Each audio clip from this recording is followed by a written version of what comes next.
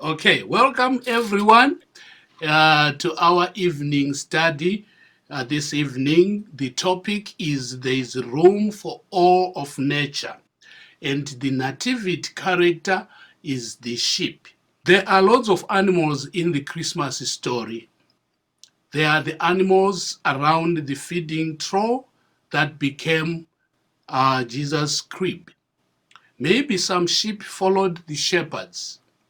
The wise men probably traveled on horses or camels. Our lives, our lives are interwoven with the lives of the animals and the plants, which share our planet and whose fate is bound up with our own. The Bethlehem stable has room for all creatures and the whole cosmos. God loves every bit of it. Which aspect of caring for the environment are you most passionate about? That is a question for you. Maybe you will answer it later on. So we are going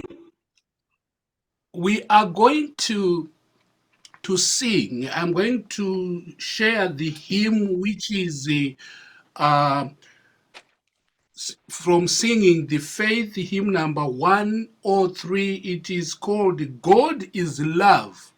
Let heaven adore him. God is love. Let heaven adore him.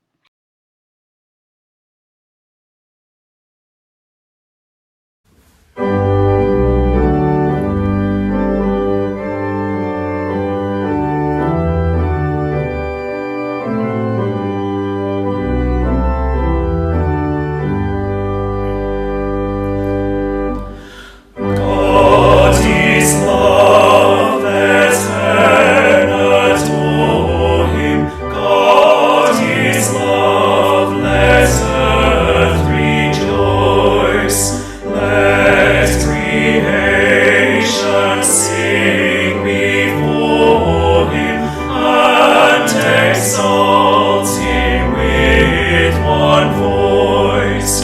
He who laid the earth's foundation, he who spread the heavens above, he who breathes through all creation, he is love, eternal love.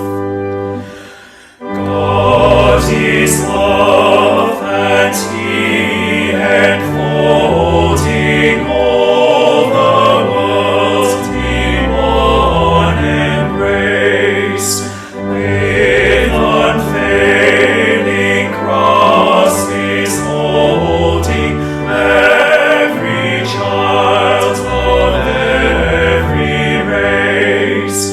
And when human hearts are breaking under sorrow's iron rod, then they find that self-same aching deep within the heart of God. God is love, and though with blindness sin afflicts each human soul, God's eternal loving kindness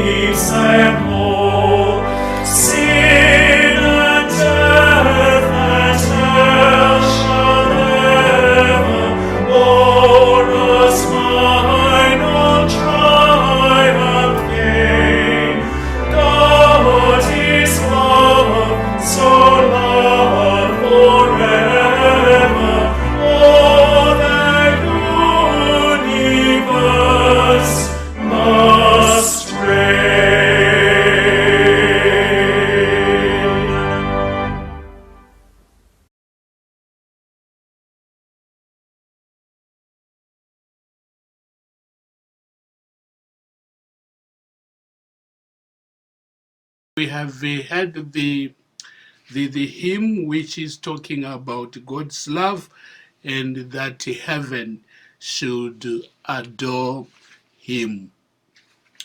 So let us pray.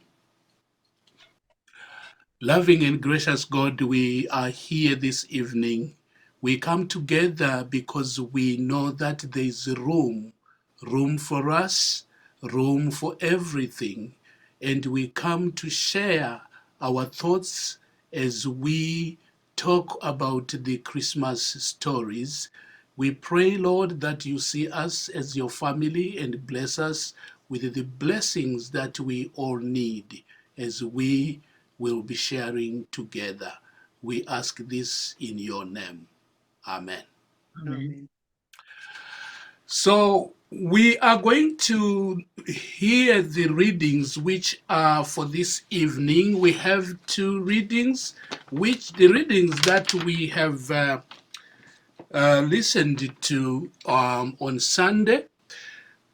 So we have the first reading, which is read by Joyce, and then the Matthew reading, which is read by Liz.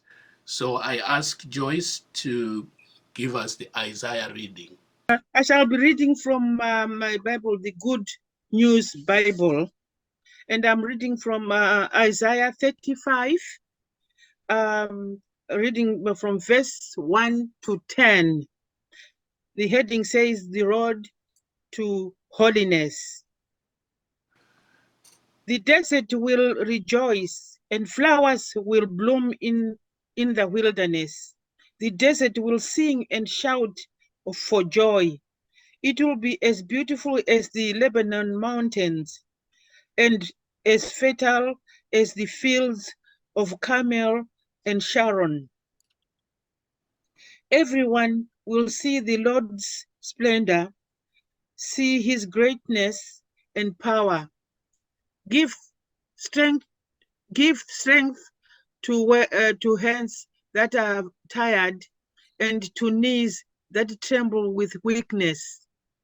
Tell everyone who is discouraged, be strong and don't be afraid. God is coming to your rescue, coming to punish your enemies. The blind will be able to see, and the deaf will hear. The lame will leap and dance, and those who cannot speak will shout for joy. Streams of water will flow through the desert. The burning sand will become a lake, and the dry land will be filled with streams. Where jackals used to live, marsh grass and reeds will grow. There will be a highway there called the road to holiness. No sinner will ever travel that road. No fools will mislead those who follow it. No lions will be there. No fierce animals will pass that way. Those whom the Lord has rescued will travel home by that road. They will reach Jerusalem with gladness, singing and shouting for joy. They will be happy forever, free from sorrow and grief. That's the word of God. Amen. Amen. Thank you. Gospel. When John heard in prison what Christ was doing, he sent his disciples to ask him, "Are you the one who was to come, or should we expect someone else?" Jesus replied, "Go back and report to John what you hear and see. The blind receive sight, the lame walk, those who have leprosy are cured, the deaf hear, the dead are raised, and the good news is preached to the poor. Blessed is the man who does not fall away on account of me." As John's disciples were leaving, Jesus began to speak to the crowd about John. What did you go out in the desert to see? A reed swayed by the wind? If not, what did you go out to see? A man dressed in fine clothes? No, those who wear fine clothes are in kings' palaces. Then what did you go out to see? A prophet? Yes, I tell you, and more than a prophet. This is the one about whom it is written, I will send my messenger ahead of you, who will prepare your way before you.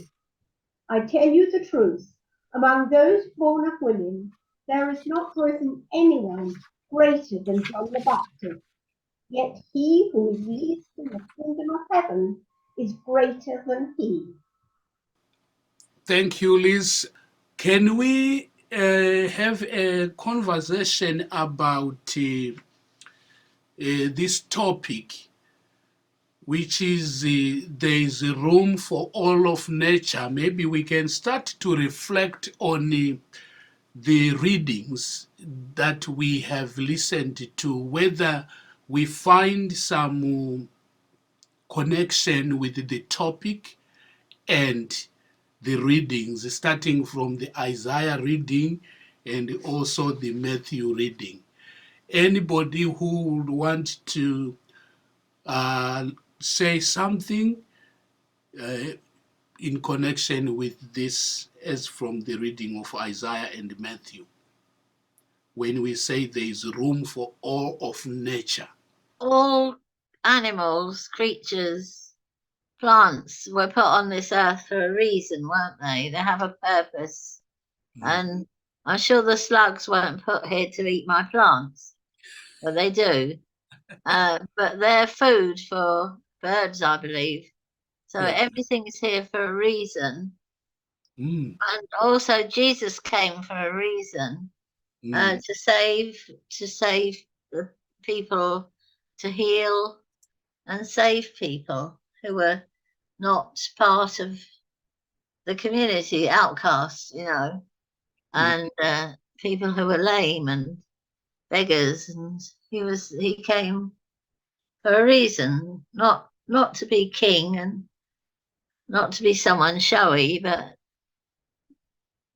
to save those who needed saving, and us as well, and to show people the way. Right. Yes, that's really helpful. Thank you, Brenda, for sharing that. Anybody who wants to share something? God asked us to look after his planet. He didn't ask us to kill the animals we didn't like or anything. So really, he by saying care for my planet, he's saying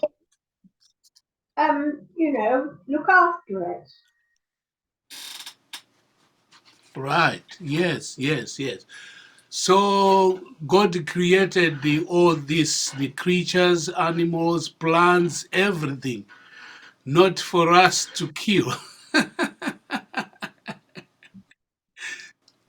Maybe that's the reason why in Africa, people ended up saying this animal should be identified with this family, so that it will be a way of trying to preserve. So maybe it was a way of trying to preserve, because in Africa, mostly, if you want meat, we go out for hunting. We go out in the bush for hunting to kill so that we have meat. So you can't kill now the animal that is your totem. So you save.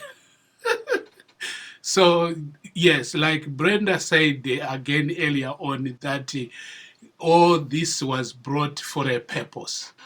Yes, I think that is really a good connection, reflection there. Thank you, Liz. Anybody with some thoughts? There is room for all of nature. Not only animals, people as well. God will in the chapter of Isaiah, God is talking about not only animals but people. God is preparing a way for his people to travel home, and he will walk beside us as well while we're traveling home with him. So therefore there is room for human being as well.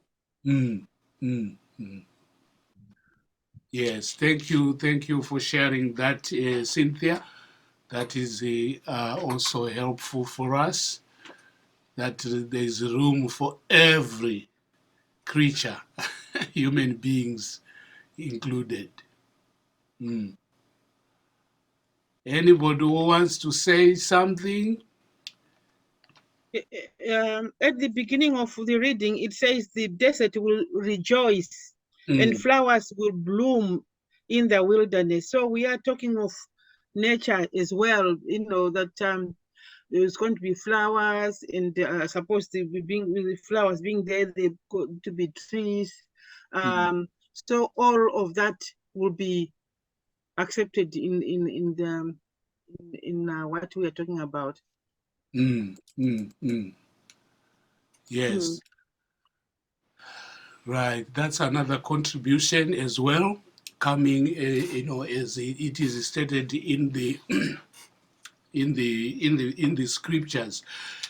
Yes. Other thoughts from others?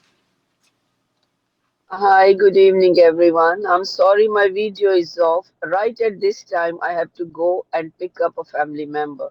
When I go home and then I turn on my video. So sorry about that.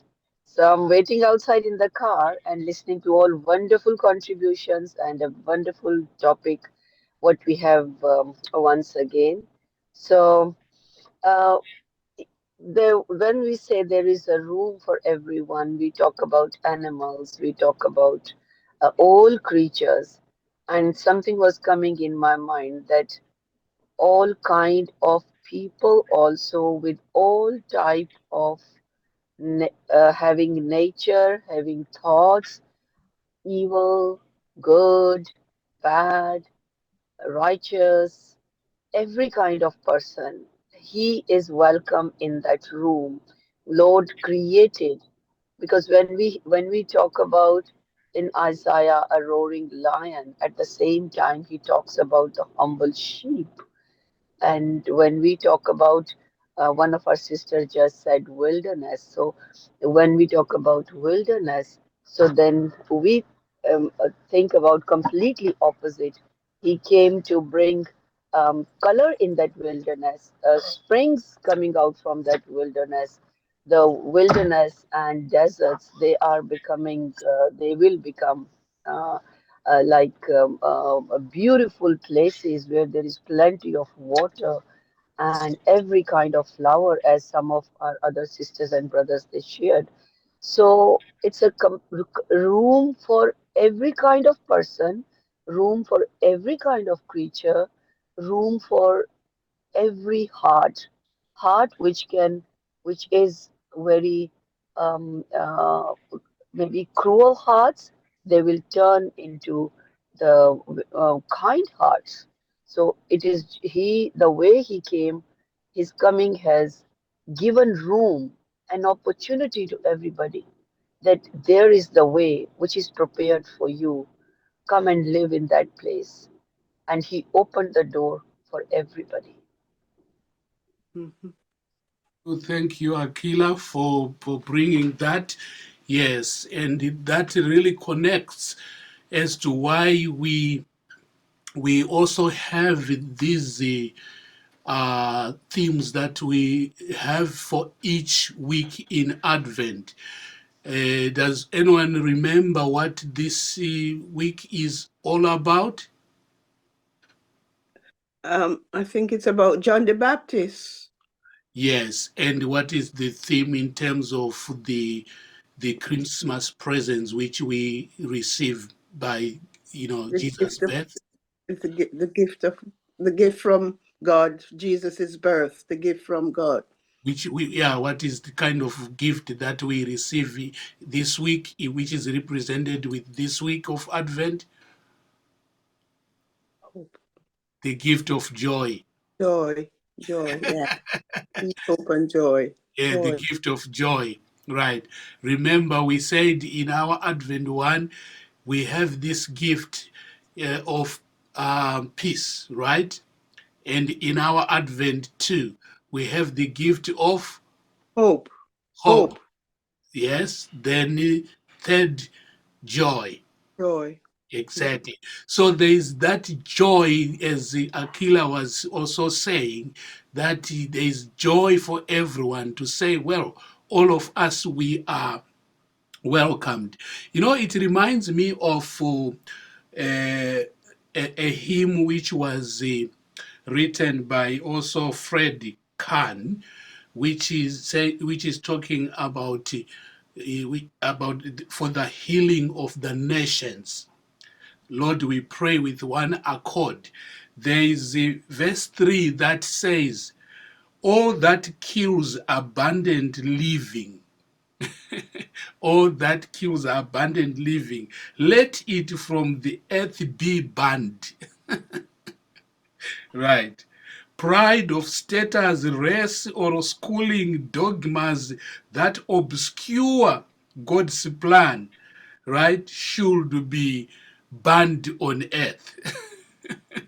So that's really exactly what we are talking about when we say there is room for all and everything. Thank you, Aquila. I know others might want to say something, but I have tried to rework the video. Let me try to see if it can play now.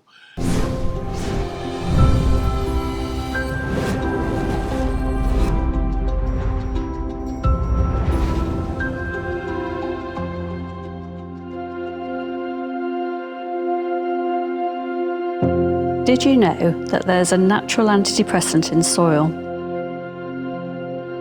The bacterium found in soil can stimulate serotonin production, which makes you relaxed and happier.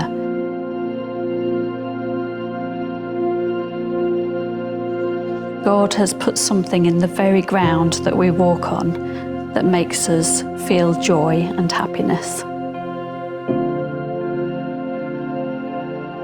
Welcome to the community garden here in Sprowston on the north of Norwich.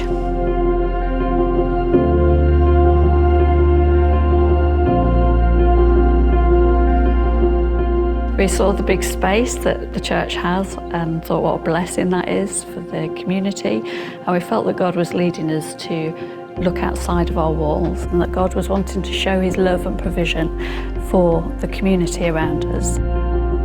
We've got the little library, a remembrance garden, we have a wildflower meadow, and then your normal veg growing.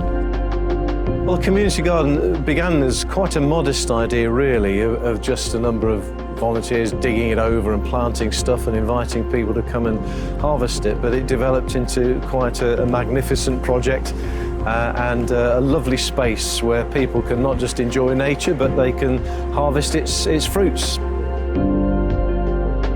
As well as offering fresh organic produce for people to come and get that we've been doing for a year now, it offers a place where people can gather without the barrier of going into a church. My wife had gone into residential care.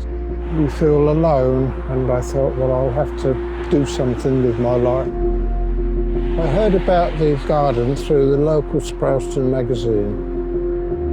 I was always a Christian, I always believed, but I didn't do too much about it. But I just felt I wanted to come to church, and I just felt the whole atmosphere of the place.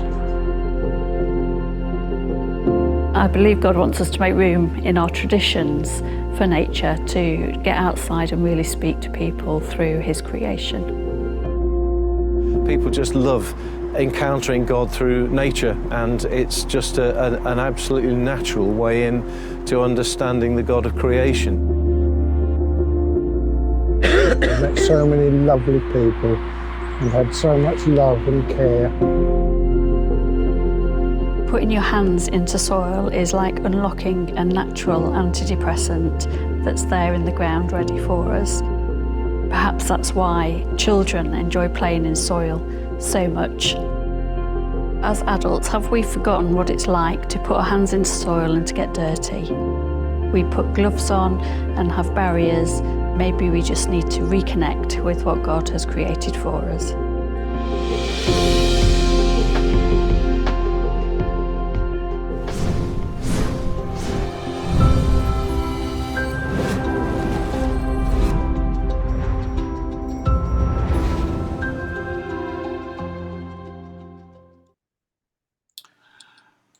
Yes, at last.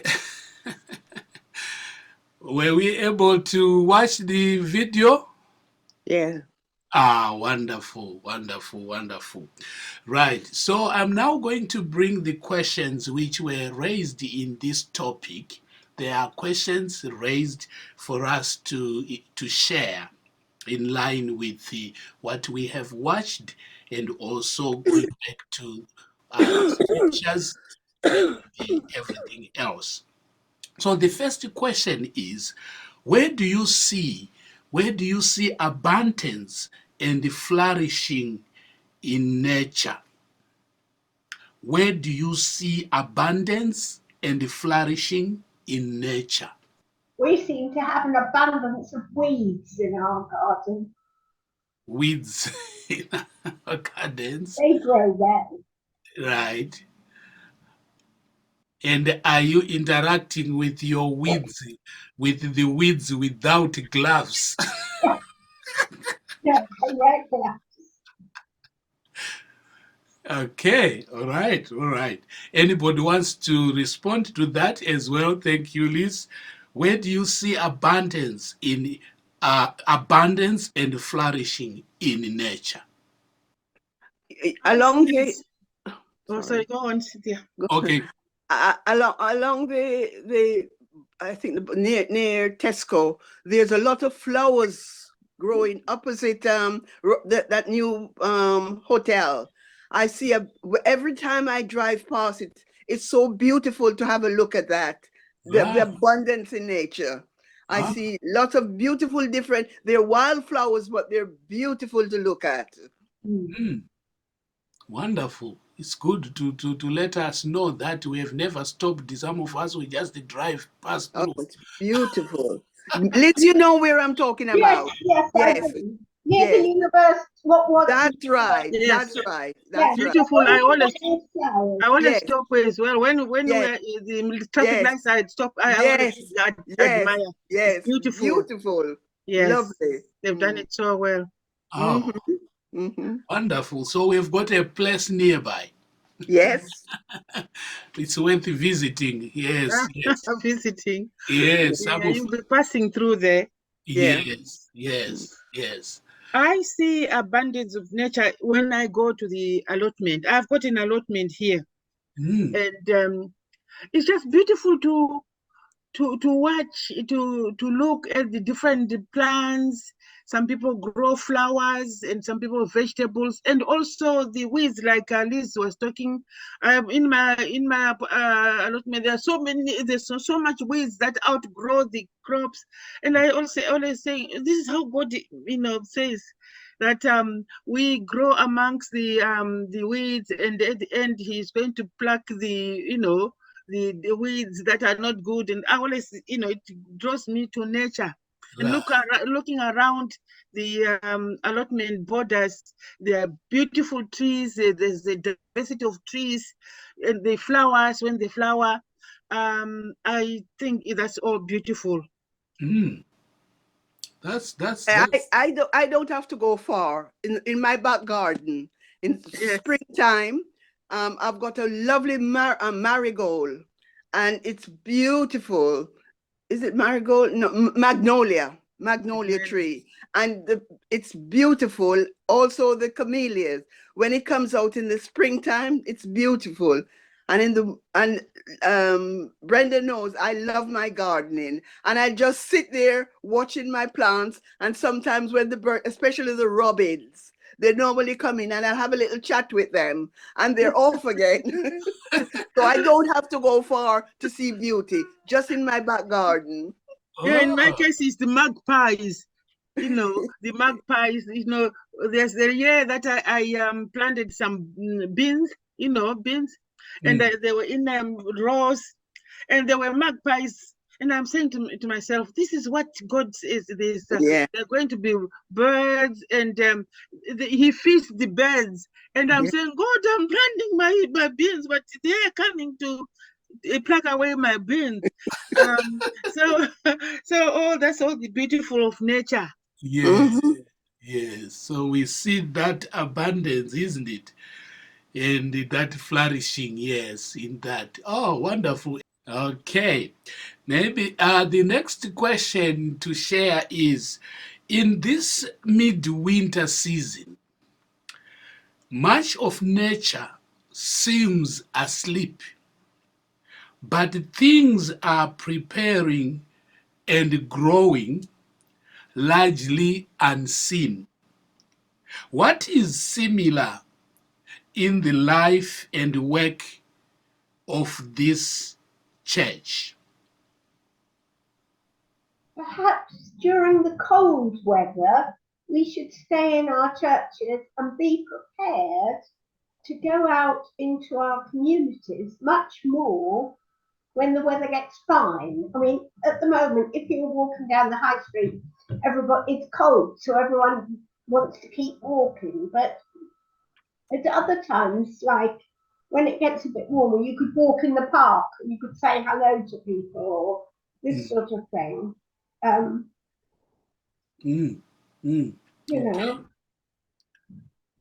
Right. I think we see children who come to church. They maybe appear bored and restless, but little things are sinking in, and they are blossoming and growing, but we don't realize it until they grow up and then turn into lovely young Christians. Yes. We don't see the progress always. In our garden at the moment, we do have holly berries on the trees that are feeding the birds and the squirrels. And in some ways, the church at the moment is going to offer warm spaces, and we don't know to people, we don't know quite what this will lead to, if you see what I mean. We'll meet new people, we hope. And as I say, it's one step. Yes. It's a seed in the community. Right. Yeah, I was thinking also in this angle from the question that when it says in this midwinter season, much of nature seems asleep. What they are trying to say is because of the winter weather, a lot of nature seem to be asleep because it can't grow, isn't it? It can't grow. It's affected otherwise by what? By the cold winter. Yes. So if then it looks like it seems asleep, right? It seems asleep. If you look at, for example, this morning I was down to this village called Orpington in Kent. What I discovered was that I couldn't see the grass, and some of the trees and some of the houses, they were all covered by snow, right? And then you seem to look at that. You were talking about the beauty that we see, of flowers, but because it's cold winter, you see the snow is like covering. It's like nature appeared not to be, there as it used to be, and, blossoming, some kind of thing. But then they are saying if it is like that, what is similar in the life and work of the church? What came to me was like, you look at what I saw and you think, oh, So is there any life here? Is there any movement here? Is there any life going on if people are, covered by snow, roads are covered by snow? There's like some disruptions going on in some way of our day-to-day life. So if you compare that with the church, the work of the church, it took me to last night, and we heard carols singing, the circuit, right? And I discovered what I heard was everyone was saying, oh, the numbers are not good, right? The numbers are not good. And then people went on to say it's because of the cold weather, right? Yes. So you see, like, the life of the church changes, isn't it? Yeah. Yes, it's different. When it's warmer, it's sunny, people are excited, they come out in excitement, isn't it? They come with the excitement, everybody, those even with underlying health issues, they try when the weather is Good. good. But at this time, people are afraid. They look outside. Yeah. Oh, it's not safe, isn't it? No. Yes, outside is slippery, kind of. So they are saying here, in this winter season, much of the nature seems asleep, right? You cannot see some of the things that we see when it's when it's summer, when everything maybe it's blooming and so forth. But winter can sort of change things the way they are. So the same with again the church. That's what they are saying. Have you noticed that? Go to church. I was at the Hampshire Avenue last Sunday, and that was the talk again. Oh, I think it's because of the weather. The numbers were not as they are when it's okay. So everything seemed to be asleep, but there's still room for nature. So nature has taken room, isn't it? Nature has taken room also, as you said, that everything goes according to God's plan, isn't it?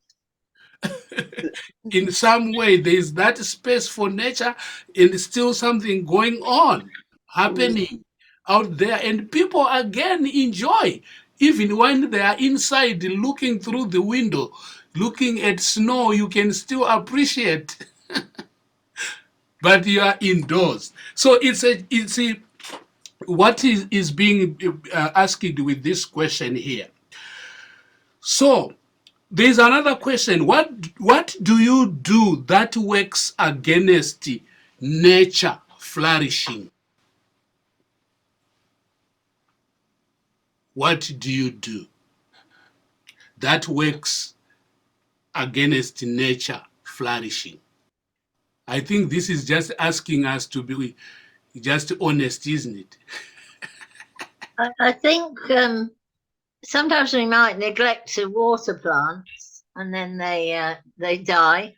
Maybe neglect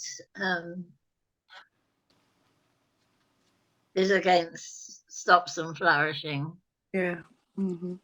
And also someone talked about slugs. I always you said, to be honest, I always will spray some slug pellets so that they Stop eating my dahlias. Killing them. Yes. Stop eating my dahlias. They're eating my dahlias. Yes. And I'm close with slugs. They are very stubborn, those. And snails, they do that as well. Yeah. Yes. Yeah. So we end up going to buying pesticides to control, to kill. Yes. Yes. Right. I think that's a very good observation. Yeah, that we do that because we are trying also to preserve. We think we are preserving, isn't it? Yeah, we want to create a room for your vegetables to grow. Flowers. Yeah. In the process, as you do that, you are also Killing. killing. Nature, we're killing nature, yeah. Right. Others tell us, what do you do that works against nature flourishing? We pull up the weeds so that the Yeah. weeds Yes. Yeah. Yes, we pull out the weeds, Mm-hmm. right? What else? We are talking quite a lot about climate change and our behavior towards that Pollution. pollution. Pollution is the Yeah. one of the main reason, Yeah, which is not letting the nature flourish. right. And pollution is smoke pollution is there that is created by people. Then we have Mm, fuels in the car that is creating through smoke as well. And then yes. factories and all these, things. Even the 4G, 5G, which has come up, that is affecting pollution, affecting nature as well. Mm, So these all waves, right. alpha, beta, gamma, all these rays, these are affecting the pollution, affecting the nature Mm, and working against. So human beings. Last time, I remember one of the sentence was said by you that enemy, we are our own enemies. Who is our enemy? We ourselves We. are the first Yeah. enemy of ourselves. So yeah, this what we have done with the nature. We have done a lot. We went against a lot of things, and yes. waste of water is there. And Right, right, right. That's really true, isn't it? That is really true. Sometimes my wife, when she goes out, to work, and I feel like, well, when she's coming home, she, by the bus, then I think, oh, the distance she is going to walk, home, let me drive to pick her. Then she's always saying, no, no, no, no, no, no, you shouldn't be, going against this climate change thing, driving all the time. No, leave me, I have to walk, that kind of thing, So we keep, doing some of the things, right? Yes, buying diesel cars when there are other cars now which are on the market to try and solve the problem, but I can still continue to say, oh, I love a diesel car. And I can buy it. So those are some of the things I think that we do, and it affects nature. I think this talk is helping us to learn and also to be responsible, especially us, so that we live in the community by example as a church. I think that's where we are going. So the other question is caring for creation and act of worship. Is caring for creation an act of worship? You get a sense that creation is worshiping too and crying for redemption and healing. So that's the whole question. Is caring for creation an act of worship? Do you get a sense that creation is worshiping too and crying for redemption and healing? What are your thoughts? can I say something? Try to say something. Yes. When I was little, I was told by my mom through different stories that plants are living creatures. So they do breathe. And then we read in science also. And then I heard a story from a woman that she says that I talk to my plants. And once I stopped talking to other plant and that plant got withered. But the plant I was nurturing and taking care, so that plant was kept blooming and have flowers and all these things.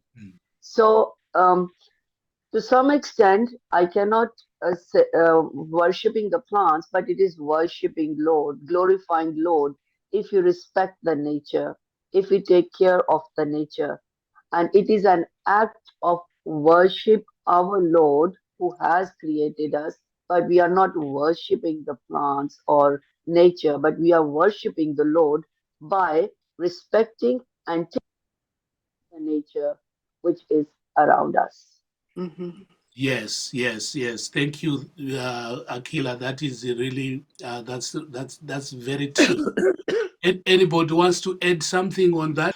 Okay, I think that sums up everything. Like what Akila has just said, that it's yes, it's not, the question is not saying we should worship nature, but it is saying is caring for the nature an act of worship, meaning to say we could say yes because we are respecting God, see nature, like we do, looking after one another, loving one another, caring for one another. We say when we are doing that, we are worshiping God, isn't it?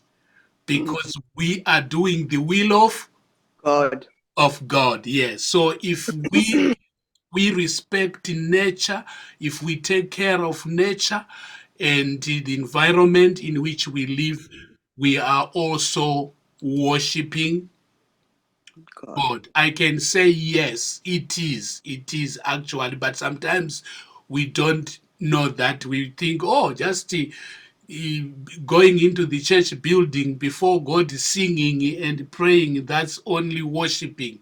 But taking care of what God has created, like Akila said, is an act of Worship.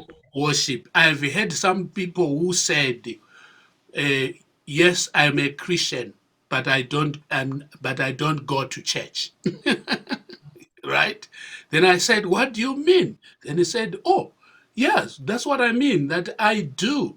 I live the Christian life. It's not about going to the church building every Sunday and worship, but I live the Christian life, the teachings of Jesus, right? I love people. So that's one of those things that make me a Christian, that kind of thing. Yeah. So yes, that's really true. That yes, if we take care of even people, community, love people, love nature, respect nature as it grows, and so forth and so forth, we are also respecting God who has created all that. Mm. Yes. Thank you everyone for joining this evening. Let us finish.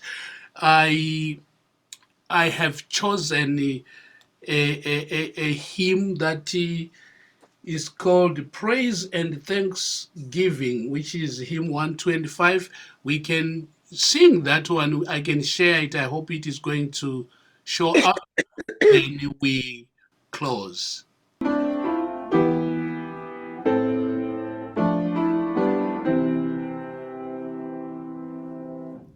Praise and thanksgiving, Father, we offer for all things living you have made good.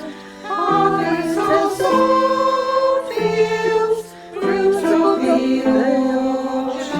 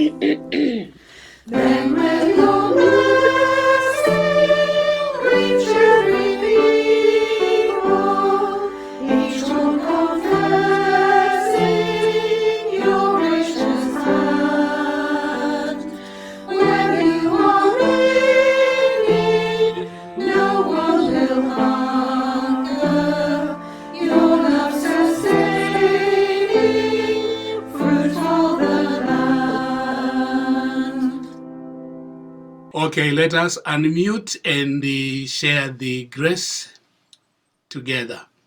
The grace of our Lord Jesus Lord Christ, Jesus Christ, the love of the God, love of God, and the fellowship of and the the Holy sweet Spirit fellowship of the Holy Spirit be with us Be with all us be with us forevermore. now. and and forevermore.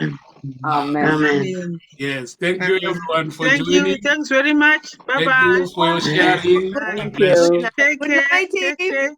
Bye.